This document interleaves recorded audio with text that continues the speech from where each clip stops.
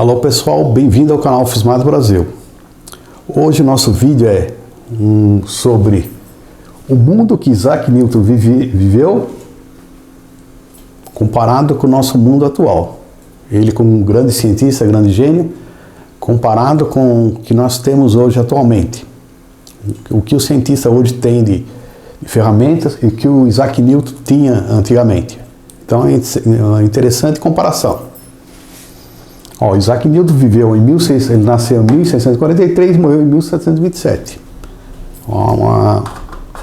Então, nessa época, como é que era o mundo que ele vivia?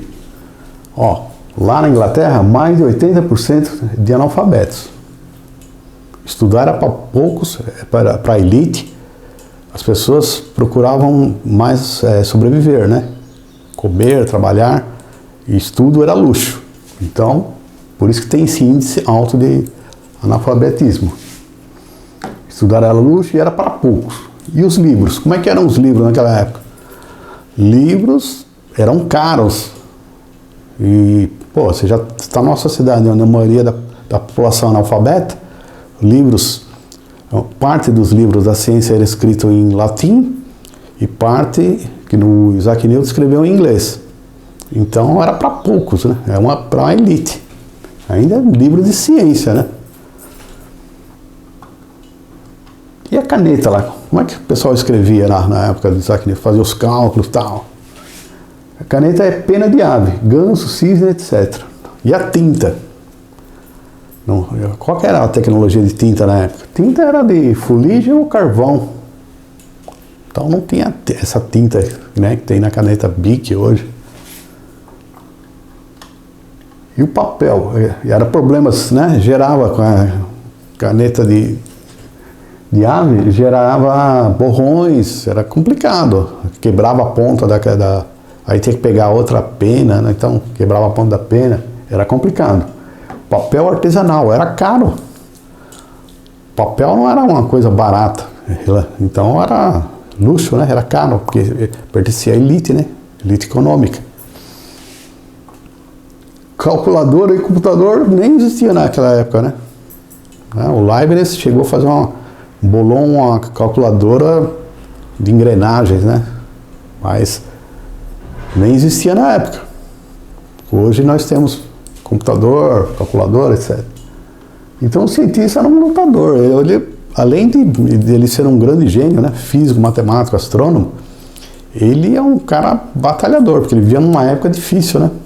Ele pertencia à elite econômica, né? E a elite intelectual. Então, ele não foi pobre, não.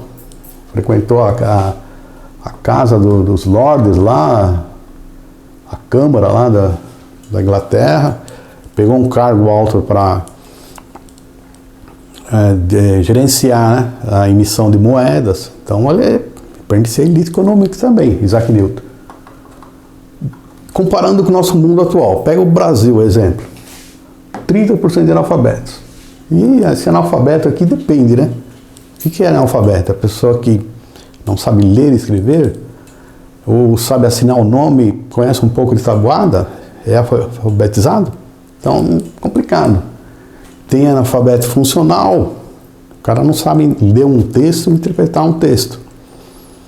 E tem analfabeto digital, o cara não sabe fazer nada com informática, né? Não sabe tirar uma foto, fazer um download, né? Baixar um arquivo, mandar. Então não sabe fazer nada com informática. São pessoas que não têm smartphone e nem têm acesso ao computador. Então esse número aqui pode aumentar. 30% de analfabeto é difícil, né? Então pode chegar a quase 50%, né? Se for considerar analfabeto digital. Caneta Bic é muito barata, né? Hoje o preço da caneta Bic, né? Você vê que ela é barata. Tá? Qualquer pessoa tem acesso. Mesmo uma pessoa mais simples. Papel é muito barato relativamente. Você compra uma folha, caderno, né? Caderno, por exemplo, ou folha de A4, né? Pacote de folha de A4 é relativamente barato. Computador também, calculadora também. Calculadora caiu muito o preço. Na década de 70, 80 era bem caro. E hoje, preço de banana, né? Ninguém usa, né? Porque o celular já tem calculadora. E o computador também ficou barato a partir da década de 90, foi caindo o preço. E o laptop, o notebook, é um pouco caro, né? Mas você acha aí um notebook por R$1.500, usado por R$1.000, um bom até. Dá para fazer muita coisa com o notebook. E tem a inteligência artificial, né, que ajuda para muito, né? É uma grande ferramenta, né? Hoje a inteligência artificial ajuda tanto em áreas humanas como em áreas de exatas. Ela é uma grande ferramenta. Não é 100% confiável, mas ajuda muito, né? E o cientista hoje, comparado com o cientista lá, o Isaac Newton, que é o topo de linha, né? Ele pertence à elite, tanto econômica e intelectual. Não dá para você fazer ciência na pobreza. O cientista, ele tem que ter no mínimo recursos, porque estudar é luxo, fazer pesquisa mais luxo ainda. Então, ou ele é sustentado pelo Estado, né? Recebe bolsa de doutorado, bolsa de mestrado, uma ajuda da família, aí ele vai fazer ciência. Ou ele já trabalha num instituto de pesquisa, ele já é efetivado, ou ele é professor numa universidade, por exemplo, uma universidade pública, já faz pesquisa. Então ele pertence à elite econômica e intelectual. Agora, uma coisa que eu chamo de paradoxo,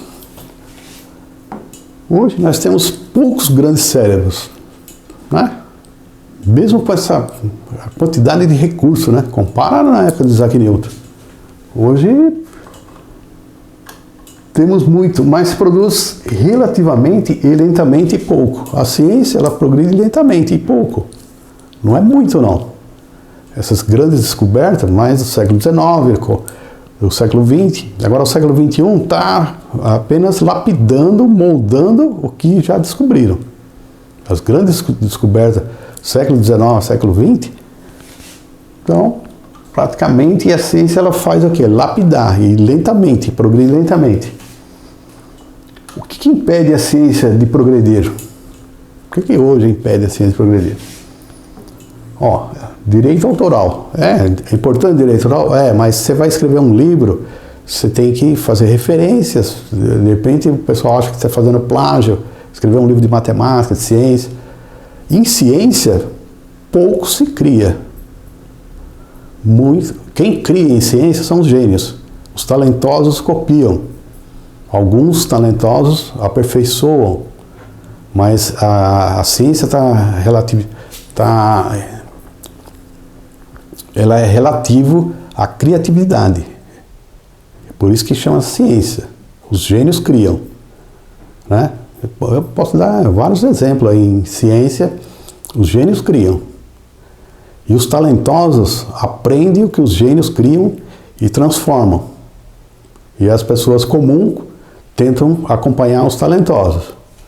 Então a ciência é feita por poucos. E o direito autoral é uma pedra no sapato, é bem discutível. Patentes, tem que patentear, né? Porque o ser humano gosta de roubar a ideia dos outros.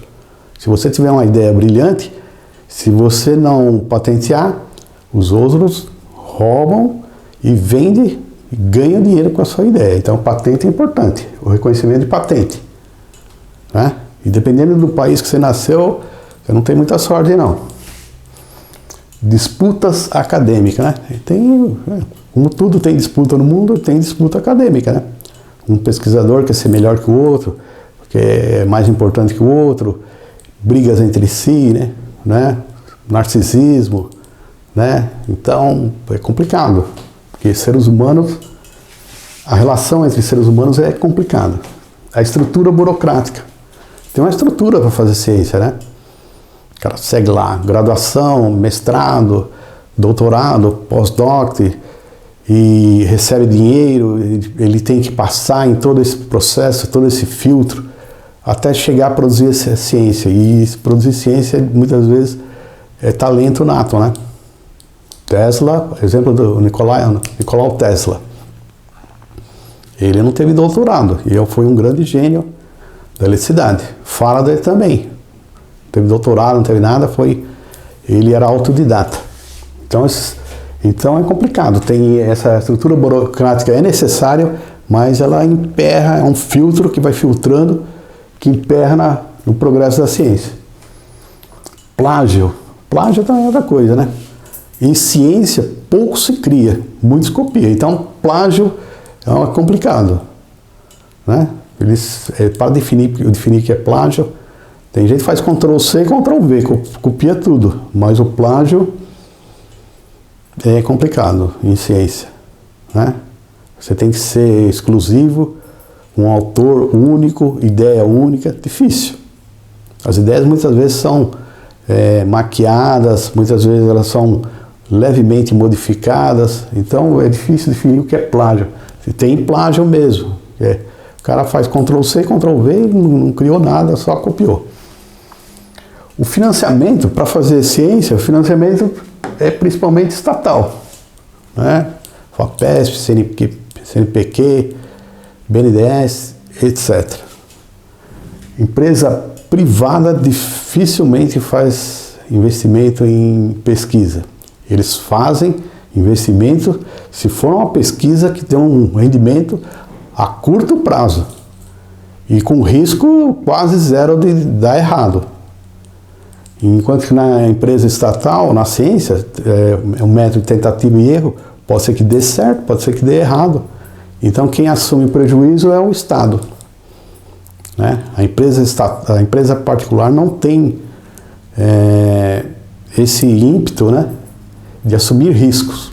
Eles assumem risco, mas ele não investe em ciência. Um projeto, sei lá, especulativo, faraônico, né, que não tem muita certeza, o empresário não investe. Só aquilo que ele sabe que a pouco prazo vai render dinheiro, vai render lucro.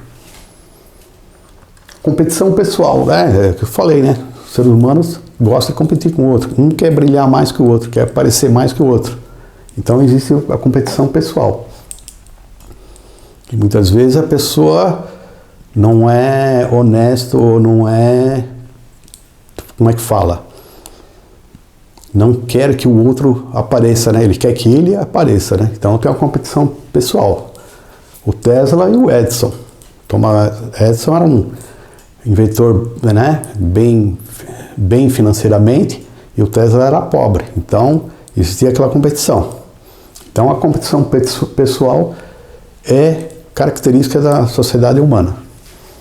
Agora, pergunta interessante, né? Vimos o mundo do Isaac Newton e o mundo atual. A pergunta interessante é essa. Hoje, quem é o Isaac Newton? Atualmente, se você falar assim, quem que é um Isaac Newton? Um físico, matemático, astrônomo, um cara que está brilhando na ciência, que tem o gabarito do Isaac Newton. Para e pensa. Se eu perguntar quem que é a fera no futebol, você já vai falar Cristiano Ronaldo, Messi, no basquete, LeBron James, etc. No xadrez, Magnus Carlsen. E na ciência, quem que é o Isaac Newton hoje? Físico, matemático, astrônomo, aquele cara que está brilhando, está lá. Não tem. Não tem. E isso que é o paradoxo, no nível dele. Mas vivendo num mundo com recursos abundantes. Olha bem, o Isaac Newton brilhou naquela época, que não tinha quase nada, o cara era um grande gênio, criou tudo. Hoje nós temos tudo. Tem o Google, tem a internet, tem tudo que você imagina, ferramenta, tudo. E quem que é o Isaac Newton? Não temos. Essa é a ironia da ciência, a ironia do mundo atual. Vivemos num mundo onde tem tanta informação, tantos recursos, mas não temos gênios à altura do pessoal antigo. Isso que é interessante, para parar para pensar, tá bom? É isso aí, se você gostou do vídeo, deixa o like, não esqueça de se inscrever no canal. Um abraço!